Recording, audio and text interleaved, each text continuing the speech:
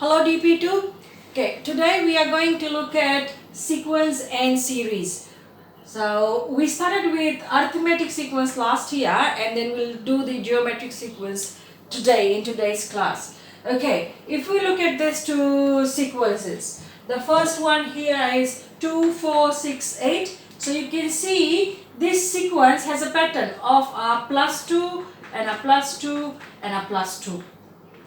Right? Now if you look at this sequence, you will see this has a pattern of times 2 and then 4 times 2 and then again times 2 and again times 2. Alright? So how to differentiate that these are arithmetic sequence and geometric sequence, the two sequences that we will focus now. So in arithmetic, every next term is obtained by either adding or subtracting, right? So in this case we had a +2. Sometimes it can be a -2 as well, or any. It's obtained by adding a number or subtracting a number. Now when we look at geometric sequence, this is little different. In geometric sequence, your next term is obtained by either multiplying or dividing. In this case, can you see we have times 2 and then times 2 and then times 2. So it is obtained by either multiplying by a common ratio or dividing by a common ratio. Okay. In this case, we have a common difference. So difference between arithmetic and geometric. How do you decide whether it's arithmetic or geometric? Arithmetic will have a common difference. Geometric will have a common ratio.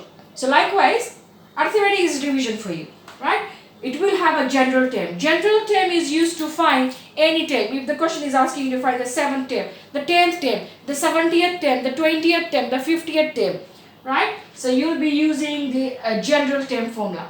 Likewise, in geometric as well, if it is asking you to find the 7th term, the 9th term, the 20th term, the 70th term, you are using the general term formula. And the general term formula for geometric is u1 is equals to u1 times r to the power of n minus 1. So in here, u1 is your first term. u1 is your first term. R is your common ratio. In this case, my common ratio is 2.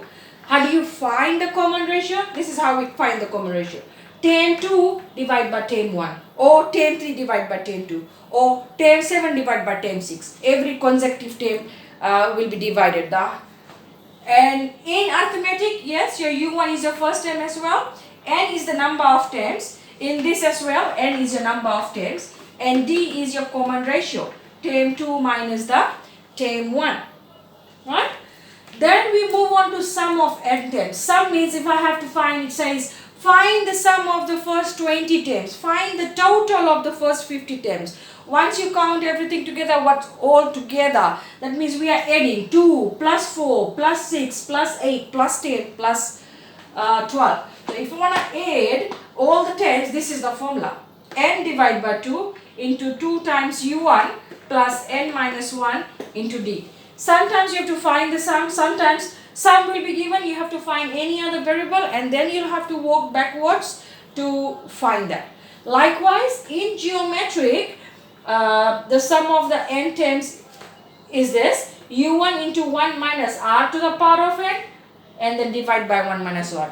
It's very important how you press this in the calculator. If you think you're not confident in pressing everything together, you do the numerator, get the answer and then divide by the denominator. Keep in mind, BEDMAS is already programmed in that calculator.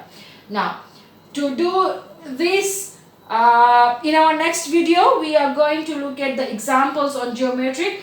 In today's session, our focus is the geometric series. Arithmetic was a revision for you. That's something that you have already done. And then now we are moving on to geometric. Thank you.